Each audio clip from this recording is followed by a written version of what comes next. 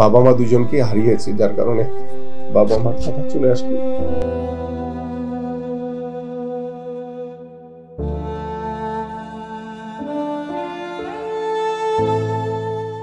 প্রত্যেকটি মানুষই চায় সফল হতে। তো আমাদের বাংলাদেশের ফুটবলে গত 17 বছর তো টোটালি স্বৈরাচার সরকার যেভাবে দলীয়করণ রাজনীতিকরণ করেছে, এবং কাজী সালাউদ্দিন তো সেই স্বৈরাচার শেখ হাসিনার নাম ভাঙিয়ে তিনি বারবার ফেডারেশনের সভাপতি হয়েছেন। বাট সভাপতি হয়ে আমরা যখন খেলেছি তখনও সালাউদ্দিন ভাইকে পেয়েছিলাম সভাপতি হিসেবে।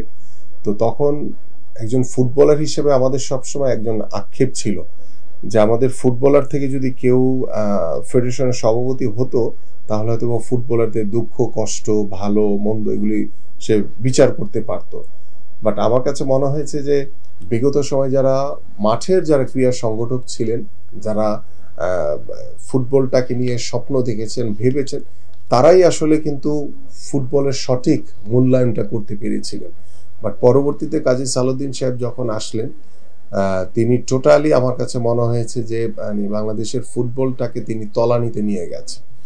কারণ তিনি আসলে ফুটবলটা নিয়ে কতটুকু ভেবেছেন আমি সন্দিহান, কারণ তার যে অ্যাক্টিভিটিস, তার যে কার্যক্রম বা তার যে ফুটবল নিয়ে চিন্তা ভাবনা, তার যে বাচনভঙ্গি, সেটা আসলে আমার কাছে মনে হয়েছে যে খুব বেশি ফুটবলের কাজে এসছে বা কোনোভাবে কাজে লাগানো হয়েছে সেটা আমার কাছে মনে হয় নাই।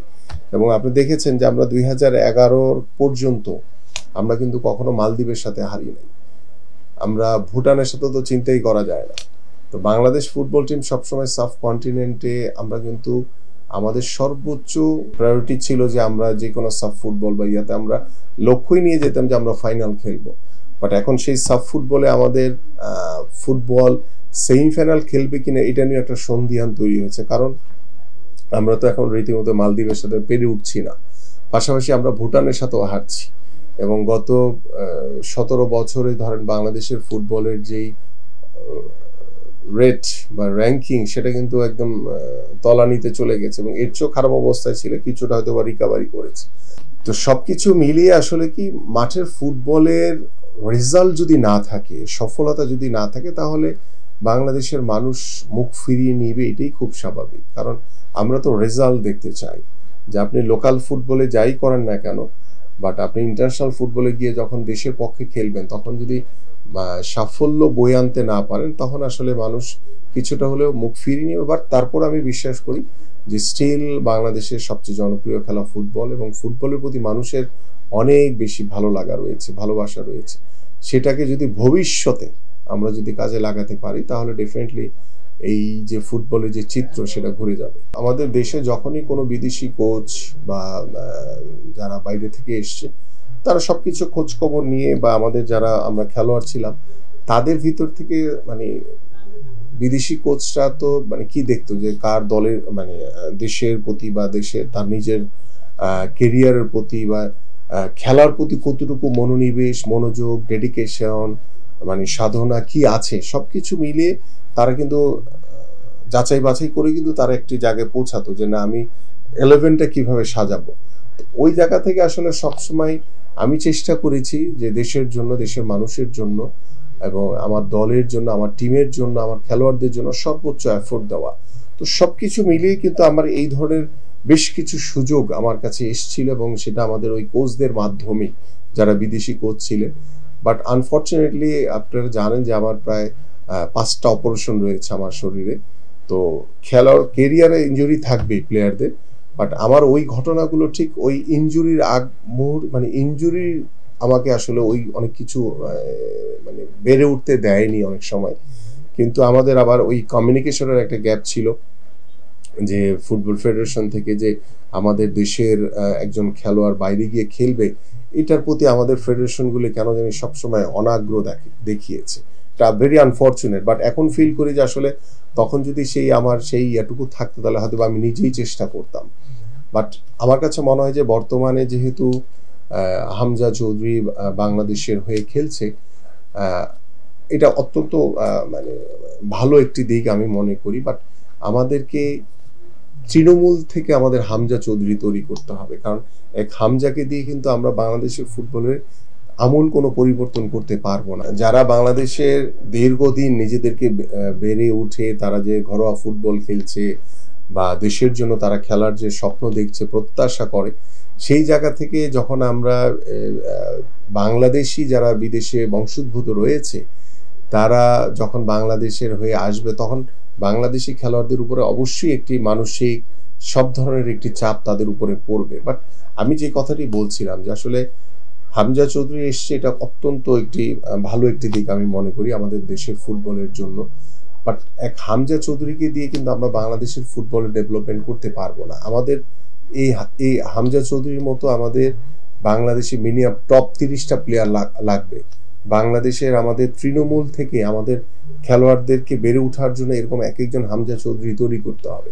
তাহলেই আমরা একটি কাঙ্ক্ষিত লক্ষ্যে পৌঁছাতে পারবো। এখন আমরা একজন হামজা চৌধুরীকে এনে তার প্রতি বাংলাদেশের মানুষের যে এক্সপেকটেশন একটা বেড়ে গেছে, যে হাইপ তৈরি হয়েছে, সেটা যদি প্রতিফলন যদি বাস্তবে গিয়ে আমরা করতে না পারি, তাহলে কিন্তু আসলে বাংলাদেশের মানুষ কিন্তু আবারও হতাশ হয়ে যাবে।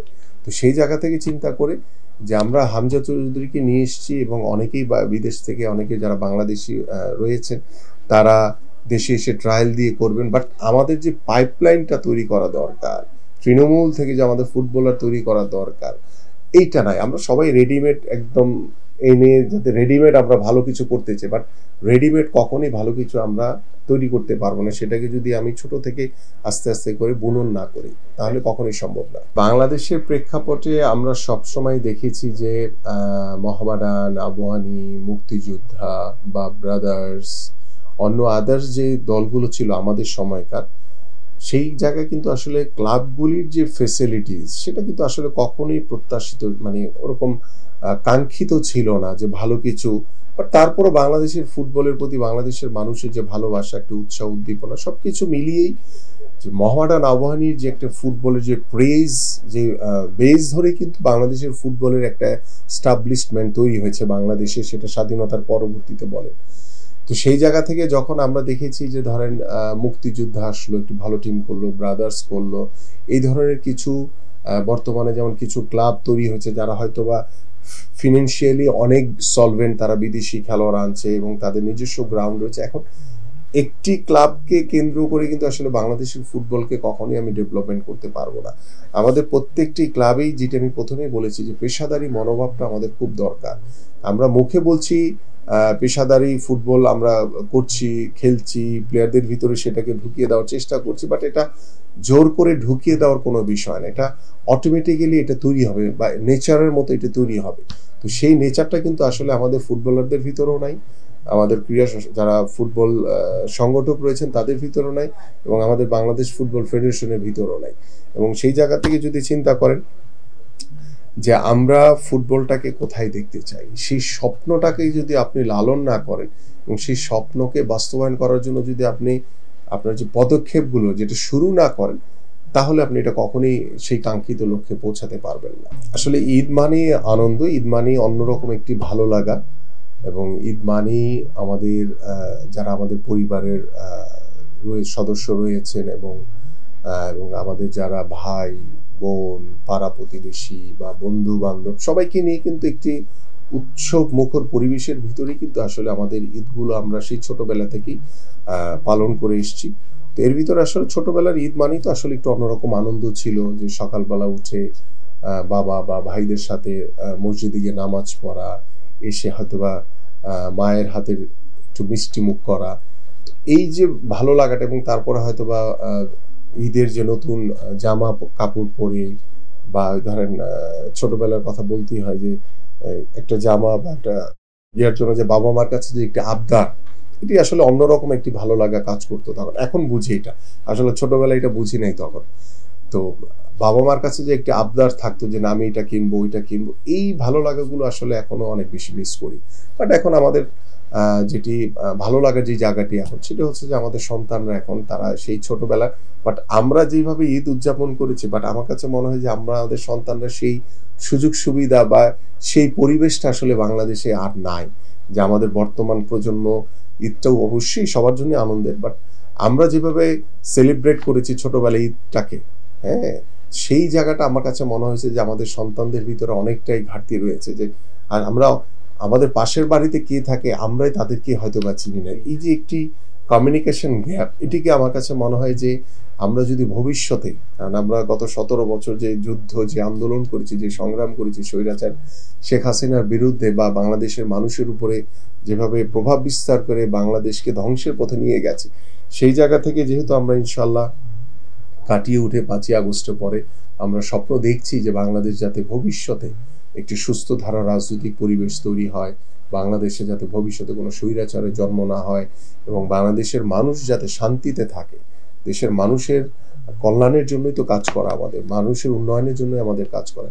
সেই শান্তিপূর্ণ পরিবেশ যদি আমরা তৈরি করতে পারি, তাহলে আমি বলতে পারি যে এই ঈদের যে আনন্দটা আমাদের যে বর্তমান প্রজন্ম রয়েছে, ভবিষ্যৎ প্রজন্ম রয়েছে, তাদের কাছে সেই পরিবেশটি হয়তো বা আমাদের সময়কার সেই পরিবেশটি আবার তাদের সামনে তুলে ধরতে পারবো। আমার কাছে মনে হয় যে ওই যে আমি একটি কথা বললাম যে বাবা মার কাছে যে একটি আবদার, হ্যাঁ, সেই আবদারটিকে কিন্তু আসলে আমার কাছে মাঝে মাঝে মনে হয় যে আমাদের পারিবারিকভাবে মধ্যবিত্ত পরিবারের সন্তান হিসেবে প্রত্যেকটি বাবা মারই কিন্তু সীমাবদ্ধতা থাকে।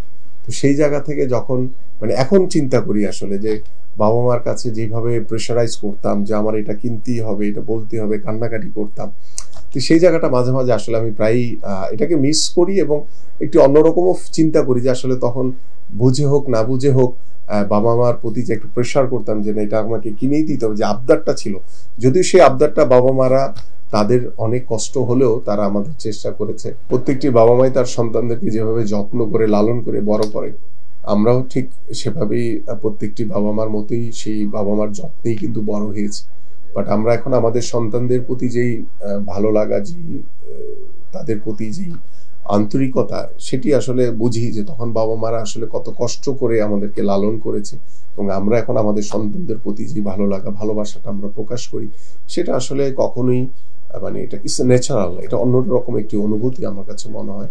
তো আমার কাছে মনে হয় যে সেই আবদারের মুহূর্তটাই ছিল আমার কাছে অন্যরকম একটি অনুভূতি আর কি।